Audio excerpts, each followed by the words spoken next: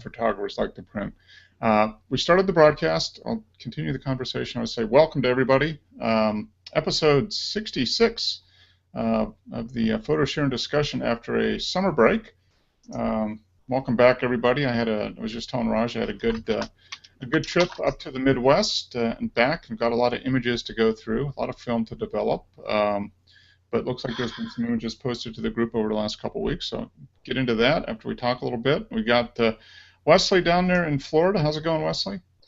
That's going pretty good. Good to have you with us. And Raj, thanks for joining in. My pleasure. And we were just talking right when I flipped the broadcast switch on here. We were talking about I took a trip up to Chicago to visit, kind of spend some time in the city, visit some friends up there, and I was talking about shooting film. And you were saying, Raj, that you had heard an interview with a large format photographer. So probably what, like 8x10? Did he shoot like 8x10 size? 8x10 size, and I think Wes might be. Oh, you still there? Oh, we kind of lost Raj. But he was talking about the large format photographer that said that unless you print your images on paper directly in the darkroom, you're not a real photographer. Well, I don't know about that, but I know I do have a couple friends that are into larger format photography, mostly 4x5, and they do enjoy the printing process, and that's something that I'll probably dive into a little bit. I don't have enough room to do my own darkroom here at the house, but we are here locally. There's one of the couple photographers that are looking at setting up kind of a community darkroom and digital imaging studio, and I'm a member of that. So once that gets up and going, I probably will take some of my better negatives and learn how to print them on paper, and I'm looking forward to it. I just haven't gotten into it at this point, so it's a whole other ball game. Right now, I enjoy using the camera, the film camera, shooting film, developing it, and then I scan it in. And for me, at this point in my life, it's pretty good. I don't know if I'll ever print a lot of stuff, but I do want to learn the process. So. Yeah, maybe not something you want to do at home, but if you had access to a dark room, it'd be really good. Yeah, and that's what I think we're going to have set up here in the area. They're in the process of kind of building out the space right now.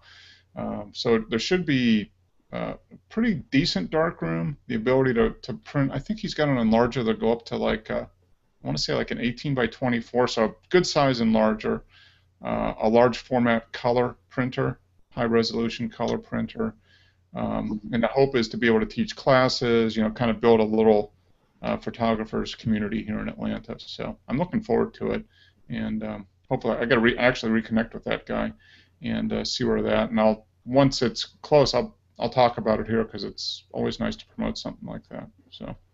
Mm-hmm. Yeah. So do you have a good last few weeks here, Wesley? With the 4th of July and everything? Been having some car problems, but other than that. Oh, man. That sucks, yeah. It's amazing how much we depend on our cars, isn't it? Yeah. Yeah. Well, I don't. It's nice that I live within walking distance to work, so it's not. I don't depend on it as much as some people, but it's still nice to have. Yeah, the first 6 years we lived here in Atlanta, I was within 2 miles of work, and I walked a lot, especially between like October through April, and even in the summer if I didn't have places that I needed to be right after work, and it was definitely nice. But the last couple of years, our office moved, and now I have to commute. So if the car is in the shop, I don't get to work. Although I can work from home, I guess, if I need to. But yeah, it is nice if you don't have to depend on the car to get back and forth to earn a paycheck. So that's always a nice thing. And how about you, Raj? You back on with? I'm back, but I don't know if I'm audible or not.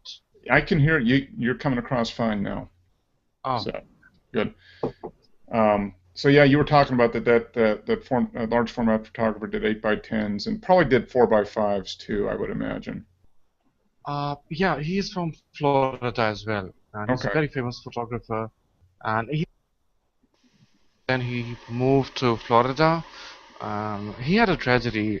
His one of his like I think his young son passed away or something, and they were like really upset because of that, and they shifted from New York to Florida, and then he somehow picked up this photography, and then he picked up large format photography, and I follow him on Facebook, and he has some amazing. I love large format. That's like my other than filmmaking, that's like my passion to take some. I mean, I don't do it, but that's my what you call ambition.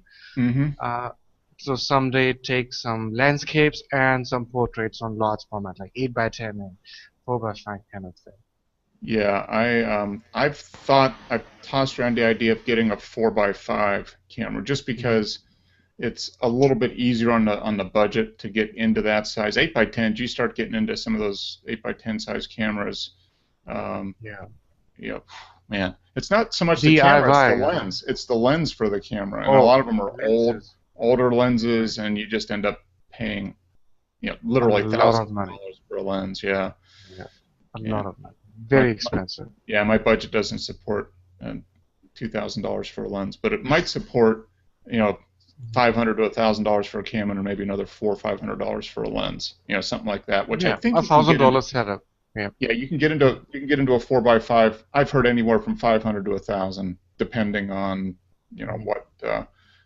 what exactly you get. But you can get a basic usable camera that'll do a great job as long as you do a good job of setting the exposure and that type of thing for 500 to 1,000. So that's kind of on the list, but it's kind of a stretch for me at this point. But I think if I were to get into it, 4 by 5 would probably be the largest large format um, Mhm. that I would go for, just because of cost. And then when you start getting into Never, the big cameras, it's just the portability factor too. I mean, man, you've got to Yeah. buy a second trailer sometimes to carry carry around the camera. Yeah, I follow this guy as well. He shoots in, I don't remember. I'm sorry, I just Yeah, I can't was going to say, if remember. you want to post a link in the chat room, I'd be Atlanta. Oh interested in yeah. that. Yeah. Oh yeah, I can do that, right? Atlanta. I think he shoots in Atlanta or something. Okay. Um, the where do we have this Great If you, Barrier Reef? Where do we have that? that's It's in any. Australia, isn't it? Yeah. No, no, no. I'm sorry about that. Yep, then I'm definitely missing it. Anyways, so this guy shoots large format, right? The 8 by 10 thing. And then he needs a special cooler to keep these films cool until he gets home. And obviously, he would not shoot like any random thing, so he has to go to like some beautiful places and shoot some beautiful films, and that's like a lot of work and expensive as well because he said that he gets one uh, film, large format color film, Velvia. He has to import it from Japan, and for one film is like $20. Yeah. Yeah, So yeah. I thought regular film photography was expensive. I pay $4 for a roll of $4 to $5 for a roll of medium format black and white film, and I get 12. 12 Uh, exposures, yeah. yeah, but I guess 4 by 5 you can get for a couple dollars, $2 to $3, depending Mhm. on black and white or color. But yeah, when you start getting up an 8 by 10 and you're paying 15, 20, $25 for one sheet, Mhm. yeah, you got to make sure you get full advantage of it. Yeah. You don't want somebody wandering into the frame right as you open up the shirt. Oh, $20. And the exposures are like crazy long too. Mm-hmm. Yep. If you're doing landscapes, I mean, you're probably just big aperture or small Yeah. aperture and long Very small, like exposures. 45, f45 or something. Yeah, yeah. So I mean, you're talking a minute or two, on some Yeah. stuff for exposures, probably for daylight exposures. Yeah. Yeah. And then he has some calculations, like he adds another minute based on some film and things like that. And it's like it's something you need to learn. You just cannot pick up the camera and Yeah, it's not it's like something you have to learn. picking up a Yeah. digital camera, turning it on, and DS. putting Yeah. it, pushing the button and getting an acceptable image. So yeah, And that's one You of the fun really things have to about, learn it. yeah, that's one of the fun things about film photography is there's that certain element of unknown with it, you know, Yeah. because you don't see the image until you develop it, and there is no quick review. There's no, at least on the cameras I'm using, there's no autofocus. It's all manual focus. Um, and one of, on my roller cord, it doesn't even have a light meter. So Mhm. I'm using a light meter app on my phone, but Phone, yeah. I'm also starting to try a couple of frames on each roll where I just guess based on my experience. Sunny 16. Yeah. Yep, to see how close I get. So, you know, Mhm. and I've had varying levels of success with that, but I'm getting better at it, and I think it's a really good way to learn about exposure and just to kind of develop a sense for the lighting around you, and what you're shooting, and then how you need to make adjustments. So it's I'll tell you one thing. If you talk about manual expo, I mean, I have like a lot of manual lenses and I have a lot of autofocus lenses. I think using manual lenses slows you down and it improves your photography. I mean, your composition specifically. oh yeah, And I would agree 100%. And that's the main reason I do it, because I still enjoy digital, and I shoot it's probably 70% of my images now are digital. The other 30 are mm, film, and although probably that film percentage might increase a little bit, but and digital is great because you do get that instant feedback. You can be a little quicker if you need that kind of situation. But film and manual lens and all that, you definitely have to slow down, and you can't rush it. Even if you wanted to rush it, you're not going to get anything. So you might as well just slow down and uh, take your time. And it takes a while. It's noticeably longer, and I think as a result, yeah, like you said, it's definitely a way to improve your photography, because you got to think about it. And every time you push the button, it costs money. You know, that's the thing I think about. It's like that's I push that button, oh, there's 40 cents. I want it to be a good image. And you only have 12 frames, and on a medium format roll, it's 12 frames per roll. So, you know, I've got a 16 megabyte, you know, card here, you know, and I just downloaded today, 400 images off of my EOS, T3i. 17 meg images, 350, and I still had a couple hundred left on this. And yeah. You can I paid motorboat I paid through. $10 for this. I paid $10 for this, and I probably run 4,000 images through it. So Yeah. the cost is almost non-existent, really. There's almost no cost involved. And with film, every time you push the button, and there's no Yep. going back. So you pay your money, and you pays your money, and you takes your chances, I guess, which is the fun part. So. And I would also suggest you one thing which happened with me like few days back. I was not carrying my DSLR, so I had my point and shoot which I was carrying. And usually what happens is if you want to take a picture in the background that you don't like, you would try to blur it, right? You would Mm-hmm. open your aperture wide and try to blur it. But it has a very teeny tiny chip, that sensor, right? There's no way I can blur it. Then I had no other option but to change my composition and try to hide the ugliness somewhere behind something. And I actually use my mind. Otherwise, Mm-hmm. all what I would have done is like, switch to 1.8 and just increase my shutter speed and lower down my ISO and just click, right? That's what I would do, and I will get like a nice blur. But because there was no blur, after a very long time, because usually we don't, we have very wide aperture and we take full advantage of it, and everyone likes bokeh. So Mm-hmm. I really like felt, like I should try this phone photography also, because the limitations will probably push you to learn more. Mm-hmm. I agree. And you know, I do that when I use my little point and shoot. I have I have what is it, an S100? It's a compact point and shoot, pretty good quality. But you're exactly right. The chip is so small. Even at f2, you don't get much Yeah. blurring at all of the background. So you do have to get a little bit more creative with the composition. And the thing I like about the film camera, especially the roller cord, is it's a different format. It's a square format, Yeah, and very challenging, right? there's no, I mean, it's just there's one focal length. It's basically equivalent of a 49 to 50 millimeter on 35. So it's right in that sweet spot, but you have to zoom or go out by moving. so Right. so it really forces. I find it really forces me to really consider the scene and what I want to try to capture before I actually go about the process of setting the exposure and whatever. I have to actually look at the scene, think about it a little bit, and then approach it completely different than you tend to do with Yeah. a DSLR. So Right. it's very, and you see a lot of times people in internet forums and stuff talking about, well, just go out with your DSLR and just put just Mhm. one lens on it, like a 50 millimeter, and try to shoot an entire Mhm. day. And they're like, oh, this is so great, this is amazing that you can actually do this. I'm like, well, you do it all the time with an older camera. You only had one lens, but No. we're just so used to autofocus and super zoom, and especially anybody that's under the age of 30 probably. They've Yeah.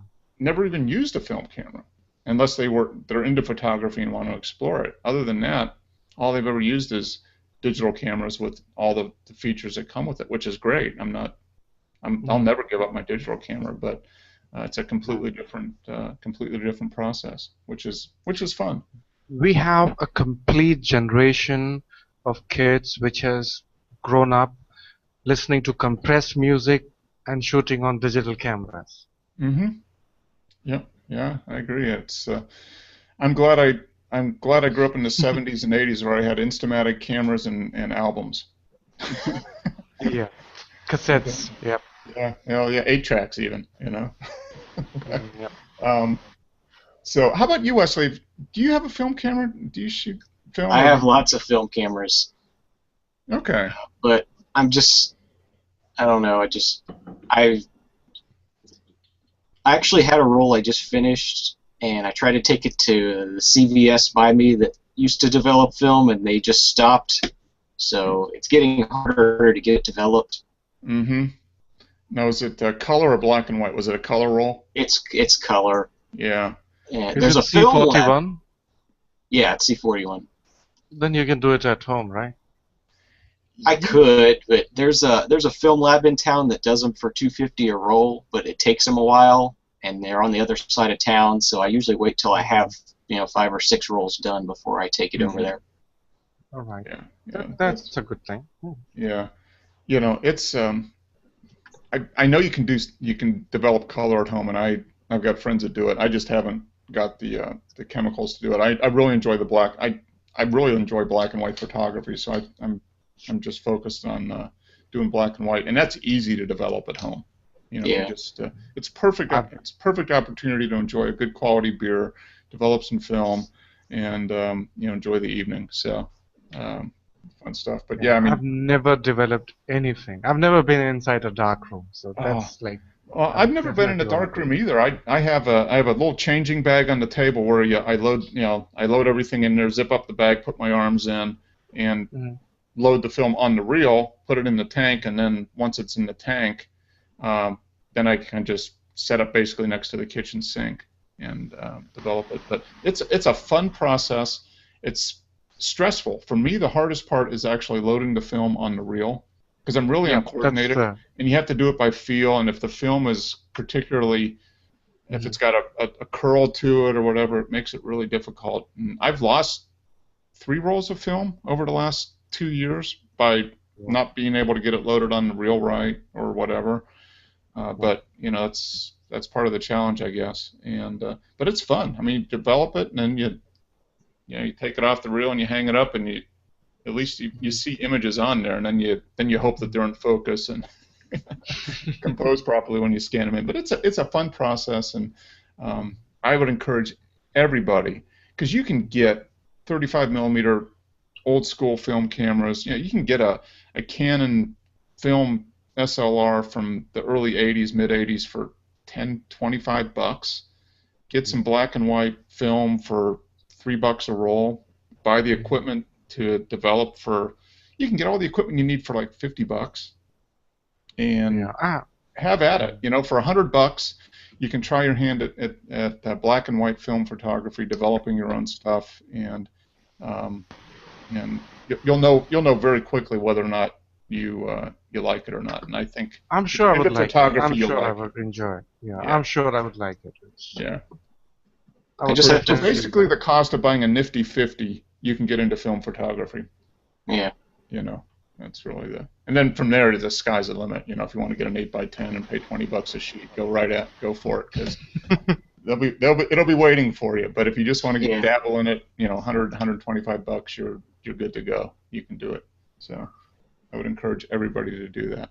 All right, I'm going to jump into the images here. We've got a fair amount. I know, Wesley, you posted a cool image I want to talk about, fireworks, which I kind of tried to do some fireworks on our trip, and I looked at them very briefly, and they're not near as good as yours. So let me take a look at it. Yeah. This is my second year doing fireworks, so Okay. Yeah. I had some experience before. Yeah. We just haven't gone to fireworks here because it's so crowded and with all the trees and everything. But this year we went to on our way up to Chicago. We stopped in Nashville for their fireworks, which has a really good reputation. And the show was awesome. The problem was that there were so many shells. It was so big, and we were almost too close to it that I couldn't get a good perspective on the fireworks. But let's jump into this. I think this is the last one we did 3 weeks ago, which I think was the last photo shoot. Can everybody see that? Yep. Yep. You guys see that? Okay. This was the one that Joe did, portrait. He calls it Sad and Alone. This was a model, and he just tried to portray just sadness, and he did a pretty good job at it. It's Yep. And he loves black and white, and he has a ton of film cameras, but he always does everything digital and then converts it to black and white. So I told Joe, just get that. He's got that Minolta he was talking about. He's got a Minolta SLR from the 70s. Like, you got to put some black and white film in that, and you know, do digital and then pull out the black and white film camera with your model, freak them out a little bit, take a few shots, see what happens. Mm-hmm. But yeah, he's getting very good at portrait photography, and he's starting to get noticed for his work now, which is great. So That's great. yeah, here That's is this is an interesting. I'm just now looking at these images for the first time. I just loaded up the group. I've just been so busy here the last few days, but I love the color on this. It is very nice. The gold, goldish green, and lovely bokeh in the background, and it's the lighting on the. It looks like maybe a fern leaf. I don't know, but that's very nice. I like that. Yeah, I like it too. Right in positioned well in the frame, nice and sharp where it needs to be sharp. The lighting is nice. Yeah, very good. Very I good was one. using 72-300, so sharpness is usually not the problem. If you want to get a bokeh, you will have a pretty decent size of like depth of field, so that would not be an issue. Getting a bokeh could be a problem because you don't get a lot of bokeh because of aperture. Whatever you get because of compression. Yep, and that's what it was. It was shot at 230 millimeters, so I compressed the background. Distance from your subject to the background. Yeah, yep. ISO 200, f5, 3/20th, yeah. So aperture doesn't help on this lens, but in return you get like pretty good sharpness. You can shoot a complete group of people. Everyone would be in like proper focus. Yeah, yeah. That's kind of the workhorse wide range zoom for the Nikon, right? The 70-300. Yeah, the cheap one. Yeah. Is it the Tamron one? I have the Tamron one. Yep. Okay, I'm looking to get that for my Canon. I want that lens. Yeah. Yeah, it's getting really good reviews, and get the VR one. Mine doesn't have a VC VR, what you call, but the VR one is getting like really awesome reviews, and that's the one I think you should get if you're. Yeah, it's on my Amazon wish list right now. Yeah. What is it? Does it run about $450, something like Yeah, that? 450 is a I normal think it's price. on sale or something. You get it for 299 or something like that. There I'm Okay. was not the sure. B&H sale Don't quote today me for on that. like 350, I think. Yeah, somewhat like that. Yeah. Oh I'm wow. sorry. Don't quote me on the figure. That's a pretty good price. Yeah. Yeah. And it's a good lens. I'm telling you. Hmm. I don't even have VR or VC, but it works fine. It's Hmm. like really sharp and good, clean pictures. Yeah. Yeah. Yeah. So It's if you're on budget, go for it. yeah. Yeah. No, it's and I've got a couple friends here locally that have maybe last year's model, and they really like it. I mean, it's a great walk around lens. Yep. You Yes. could do I that, and have the that. wide This is angle the lens might last. be good. This is from the last year's model, I guess. I'm not sure. Yep. Okay. Very good. That's a great shot. I like that. Um, and then we got a couple here from Rui. Um, Yeah. Cascade, Pavo Dow. Oh, it looks like maybe a park or something in Portugal. Nice long exposure. Well, half a second. Not that bad, really. Yeah.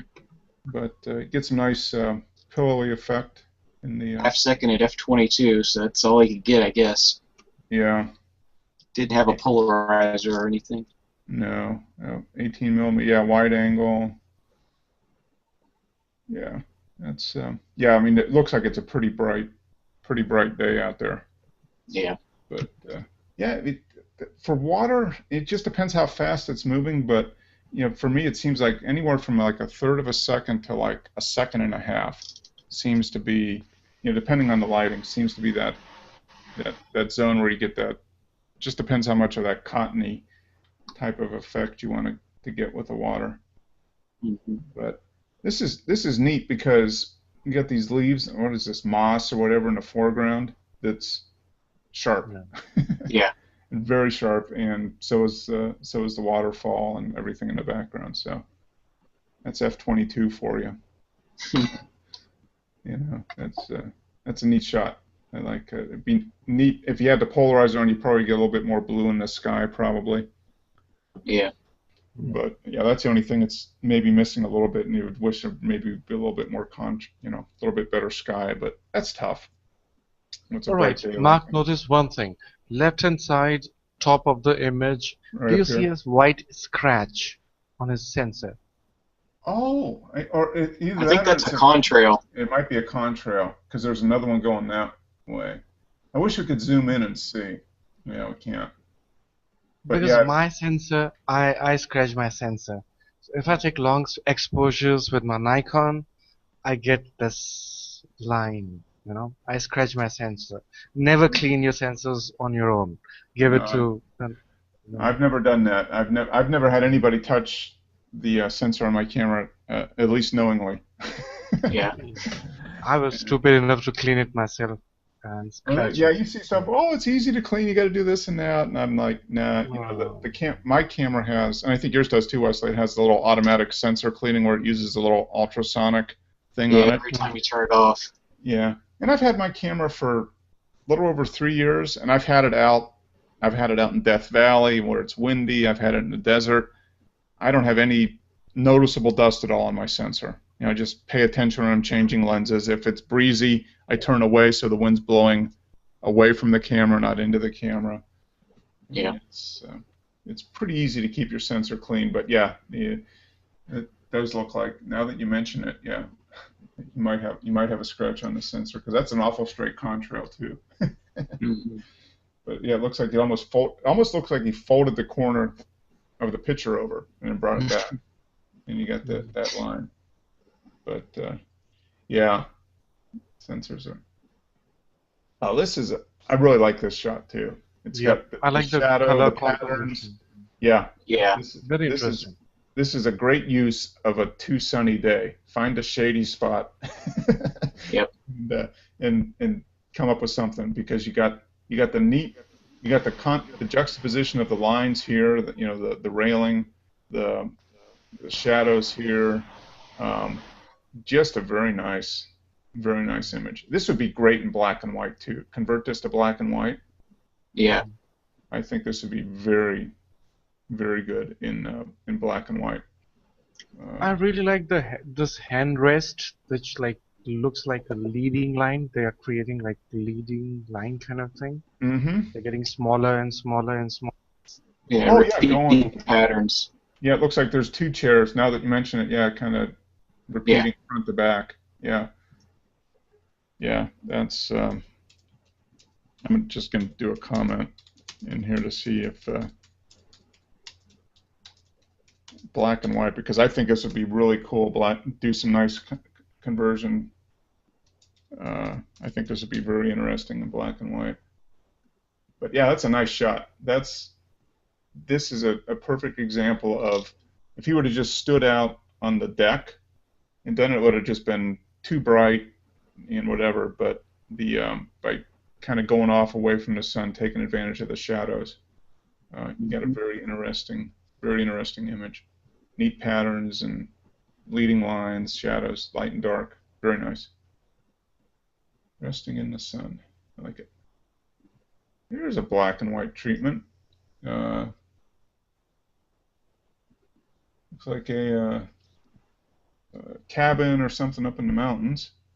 And with the 18 to 55, so the kit lens converted to, it was a really bright day. I have 4.5, 25th, 1/2500th of a second, so a pretty bright day. And you can tell by, yeah, just the brightness here. But yeah, this is probably one that didn't look so great in color, but when you convert it to black and white, it comes out pretty nice. Yeah, I see it's an ISO 3200. I wonder if he was trying to like make it look grainy or something, or what. Yeah. What the purpose for that was. There's definitely some grain to it. Yeah. Grain/noise, and I didn't know. Yeah, now I see the ISO. I was wondering maybe if he processed it, with a filter that adds grain to it. But yeah, it looks like maybe interesting texture to it. Yeah, that's. Yeah, this is one that in color wouldn't look like anything, but this type of stuff looks pretty good in black and white. That's my tip for the day. If you're shooting out in the middle of the sun and it's a sunny day, black and white, because it's probably going to come out looking better in black and white than it would in color a lot of times. Nice shot. Bzz. Okay. This was 55 millimeter. f5.6 ISO 400. So, and this is the kit lens, and this lens focuses up to actually fairly close.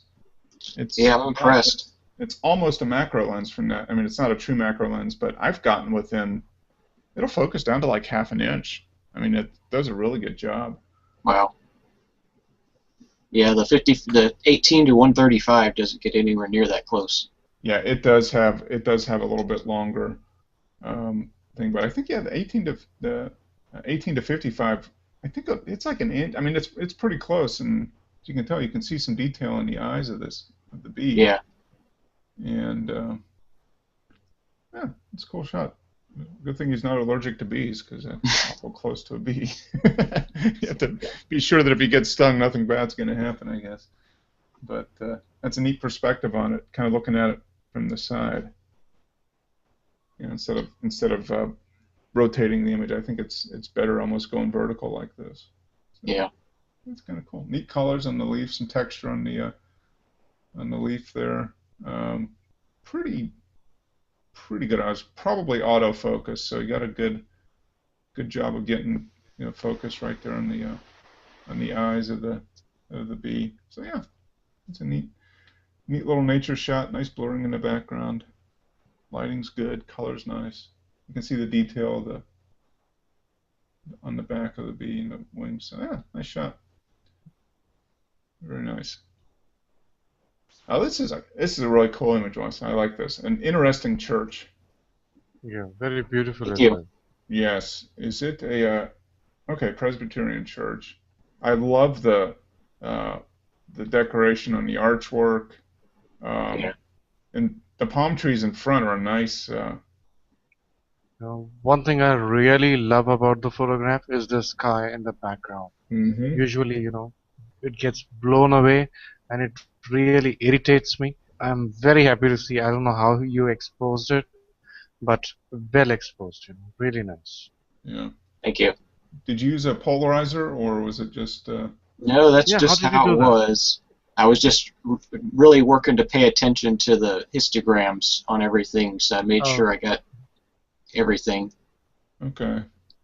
I'll tell you one thing. On my Nikon, my Nikon is more forgiving towards underexposure. So if you underexpose your image, even by Yeah, like one stop is not a big deal at all. It's nothing. You can go up to 2.5 stops. It would be like really forgiving. What about Canon? How is it like? it's the same way. If you underexpose, you can always bring it back, but if you overexpose, it's gone. It's like it's the Yeah. opposite of film, basically. Yeah. All Yeah. right. It is, and I think it's probably for my T3i. I mean, I don't know, maybe 1 to 2 stops. Yeah. Yeah, It's not really an issue. So I don't really worry about underexposing, and that would be As long my as you're shooting raw. Yeah. yes. yeah, Yeah. You got to shoot raw. If you shoot JPEG, you're toast. So yeah, always shoot raw if you can, and use the software to uh, Yeah. Bring it back. yeah, Bring to the bring details bring back. it back and get the adjustments that you need. Because yeah, so you want to expose a little bit. What would that be to the left, right? Yeah. yeah. Yes. Yeah, I want to expose a little bit to the left. Have a little bit more on the left than the right side of the histogram. And but yeah, this is very nicely done. Nice, good exposure all the way across. Which where was this? Was the sun behind you at this point? Yeah, I believe so. Okay. Yeah, that's very nice. It was a little bit behind us. I mean, it was probably 3 o'clock or so, Okay. just starting to go behind us. Okay. Very nice. Yeah, that's a nice shot. Yeah, the sky is very nice. It's It not will make a washed out. nice wallpaper. Whenever I see images, one thing I always think of is like, would it make a good wallpaper or not? This will make a good wallpaper. Hmm. Yeah, it's in. I have a wallpaper folder at my work computer, and it rotates, and this is one of them. Okay, there we go. Mm. And you took this, yeah, just a couple weeks ago, so you immediately saw it as like, okay, that's a good one. Yeah, Yeah, that's very I got a nice. couple good ones of the church. So. Now, I think you said Beautiful in church.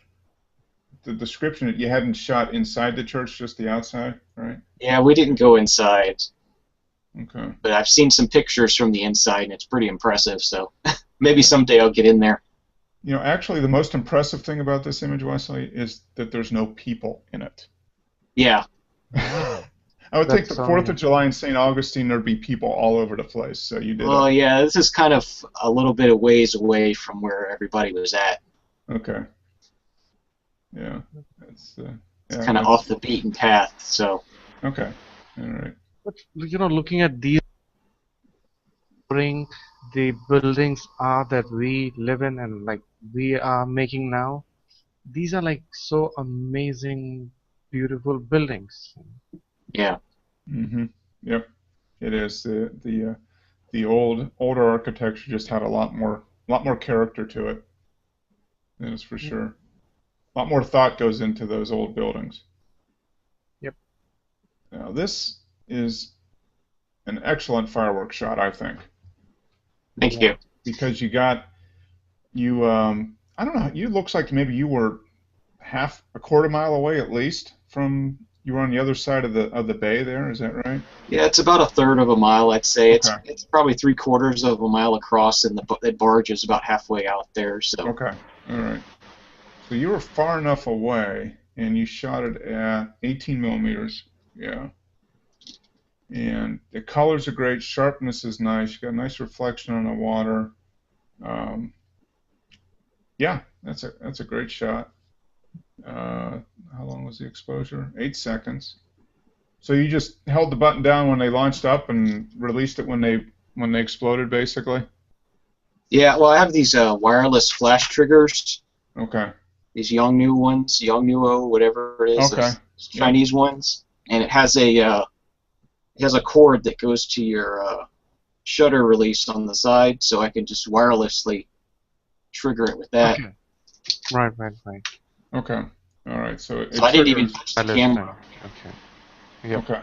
So you And I was just trigger shooting it in when the light, light goes the up. mirror didn't come up. I Okay. have a remote for my Nikon. It's like very cheap. Um, I Yeah. have you get it very cheap and it works fine. Mm-hmm. Yeah, I have a wired remote shutter release for mine as well, and that that works out pretty well. Is it an intervalometer as well? Uh, no, no. No. I just I set it. I just count. When I push the button, I was like 1, 2, 3, 4, bang, and do it. Alright. So it's a little bit of trial and error, but this one is nice because it's nice in it's a nice position in the frame, um, Yep. and you got three or four shells at least up in the air. There's not a lot of residue, smoke, and stuff at the bottom. Hmm. Nice reflections in the water. Yeah, it's The colors are awesome. very Very sharp. different. Yeah. Yeah. The only thing that's blurry, which is expected, though, you got this one here and this one over here. The real bright one's kind of blown out a little bit, but everything. I mean, the colors are great. Yeah. Yeah, that's a nice. Now, how many images did you take at this display, at this fireworks show? Probably about 50, I would say. Okay. Yep. And there was 2 really good ones out of that, and the rest there were some other that were pretty good, and then a lot of stuff that's just not good. It's all a bit of luck getting the timing right. It is, yeah. I mean, you got to get an idea for how long it takes for them to go up, and then about what height they're at when they explode, and then Yeah. you just have to kind of count and hope that you get it right. So it is a little bit of, it's definitely a timing thing, and yeah, that's that's a good fireworks image. Very nice. Thank you. Yeah, it's Here's one of good. Joe's before and after, which I think is really neat to see. Kind of compare what it was out of the camera before he did some of the post-processing work. And before and after from a recent beauty shoot, real good response. These useful. Let me know how you feel. Yeah. And Joe does almost everything in Lightroom. He doesn't use Photoshop or anything like that. So he's got the settings and whatnot in Lightroom to get him what he needs. But I'll tell you what, I've started using Photoshop recently, and I have to say that Lightroom is great for converting raw data into.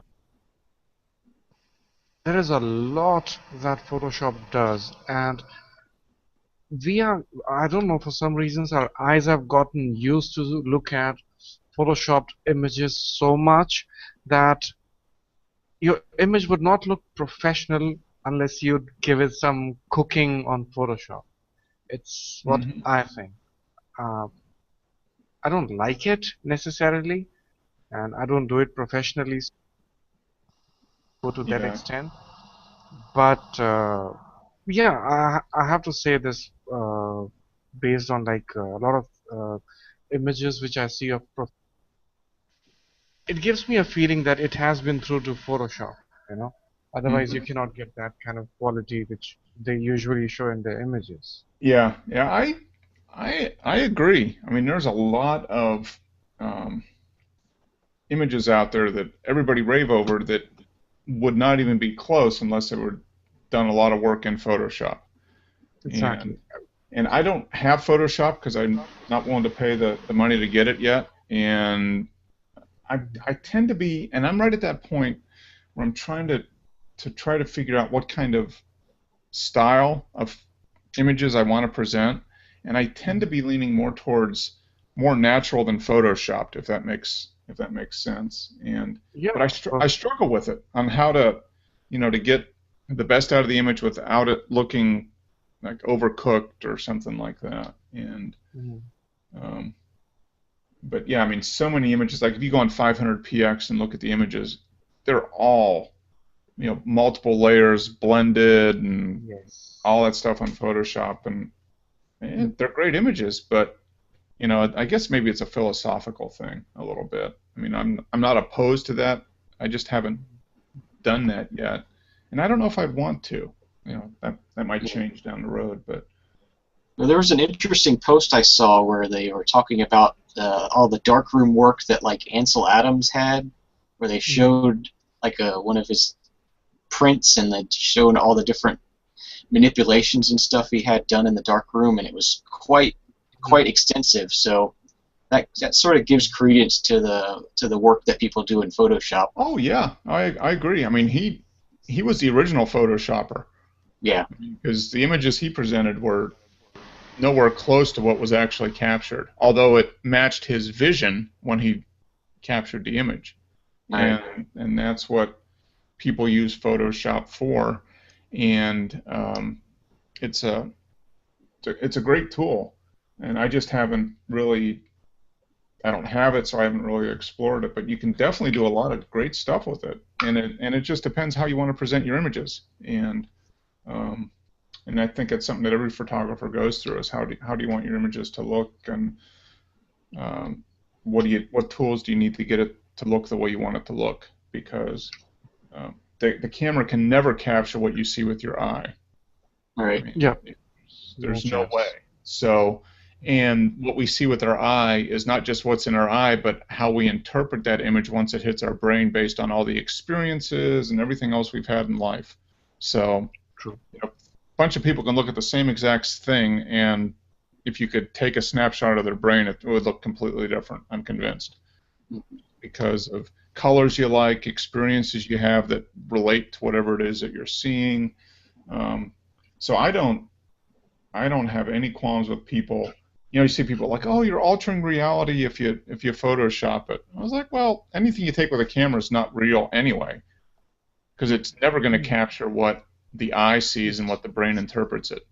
So it's just artistic vision. I mean, that's all it is. Oh, this is That's mine too. yeah. I like this. Very nice. Yep.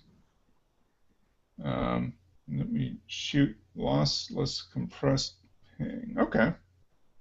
I downloaded an app on my Samsung Note 2, and till now, Android doesn't support RAW Okay. photographs, Yeah.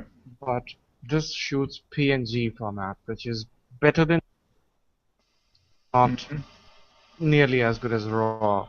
But you're using your mobile phone for taking, this picture, so that's like Okay. something. That's interesting. What's the name of the app? That's interesting. I'll have to take a look at that. I don't do a lot of phone photography, but I know you were talking about that you were trying to explore that a little bit. And this is a nice shot. So it gives you the ability to make some valid adjustments once you get it into the computer. It's called Camera FV5. F as in Foxtrot, B as in Victor, 5. FV5. Hyphen 5. Yeah, Okay. FV5. Cool. I'll check that out because that's. I probably should use my my camera, my cell phone camera, more than I do because there's a lot of times that that's all you have with you. Is your cell And I phone. paid a lot of money, and it's the most ignored camera I have. Yeah. Yeah. Yeah. Yep. Yeah. I would agree. I agree, especially as for. I mean, when I was choosing this phone, camera was one of the most important features because I thought that I like photography and camera has to be good, and I hardly ever use it, so I need to get worth of my money. Well, this is a nice shot. The black and white treatment is nice on this, and yeah, I mean it's a very nice image. Yeah, it's a good moment. I like the expression on the guy's face, and you can kind of see a little bit of her face and her expression. It's good. He's definitely very engaged in the conversation. Yeah. Both of them. They were probably talking about something very, very important. Yeah, I'm sure. I was very close to them. I was right in front of them, and I took the picture. I took my time. They were really engaged, Yeah. And I really liked that sunlight that was coming from the window, and I thought it would probably look good, and I would probably manipulate it if it doesn't look good. Yeah. On Photoshop that I'm learning, so Yeah. I took the image anyways. Now, did you buy Photoshop or did you sign up for the Creative Cloud? Creative Cloud. Okay. So is it like $10 a month, and that gives you access to both Lightroom and Photoshop? Is that 12. $12 a 12. month? Yep. So you don't have to buy the actual software. You can No. just pay your $12 a month and get access Yeah. to. For me, it would be And, Photoshop would be the main thing. yeah, and you get access to everything. Yeah. Okay. So, Hmm. and you get latest updates. And I'm not sure, but I've been told that Lightroom updates are like really good. Hmm. The latest Lightroom updates are like Now I few of wonder. and yeah. Yeah. I wonder how that works because I've got Lightroom obviously installed on the computer right now. Hmm. Does it? So if you do Creative Cloud, do the updates apply to what you have installed on your actual machine, or just? It downloads the updates and um, like Hmm. Delta updates. You just update the specific part which is updated, and then there are version updates like the latest one which I have Okay. not done. I haven't updated my version. Okay. I might give it a try because that would allow me to play with Photoshop for a few months for 40 or $50 and not feel too bad about it. No, you Why got to don't do you it for a year download the though. trial? Why don't you download the trial first? Yeah, they've got a 30-day trial, right? Yeah, you should try the trial. You download the trial, Mm-hmm. and then if you have two PCs, you should do them one after another, so you'll have like 2 months. Yeah, that's true. Yeah, and then you have to get the discount. You have to do it for a year, right? Like $12 a month for 1 year, so you pay like $145 or whatever. Mine is already discounted because I get a student discount, so Oh, okay. yes, Ah, those damn mine is student already. discounts, man. Those are great though, aren't they? I mean, you used to be able to get when my wife was going to grad school, we got like Windows and Microsoft Office for $120. When they were selling it for $600 back in the day. So it's a great deal. But yeah, I'll check that out. I was reading some emails. They've been sending out emails about pricing on that, and I hadn't really explored it too much, but I think I might take a look at that. It might be worth a try.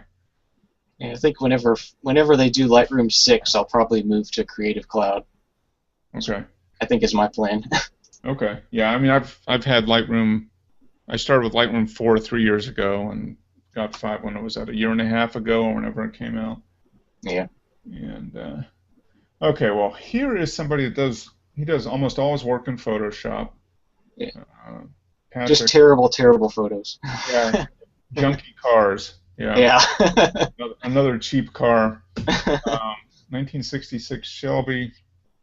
Estimated to be sold between 1.4 and 1.8 this fall. Million, not Wow. Yeah. thousand, million. So another $1 million car, shot without people milling around in a cool location with great light. Yep. That's a terrible thing. But yeah, Patrick has got it nailed down as far as the process is. You can tell what all his images are. He's got a definite style to it, and it's a cool car. 1966 Shelby 427. Yeah, that's a neat setting, and I think he has one more here. Yeah, I like this one better than the other one. For what the lighting is just great. It's a closer shot of the car itself. Yeah. And yeah, that's a very close, very red car too. Yeah. Lighting, yeah.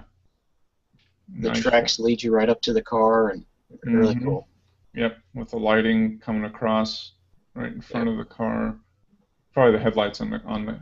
Yeah, Mm-hmm. it's a cool shot, neat car.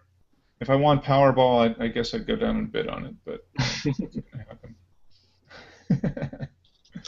Yeah, that's a neat shot. That would be a fun job to get actually paid to photograph those kind of cars. That would be a Yep. that would be a good thing to do.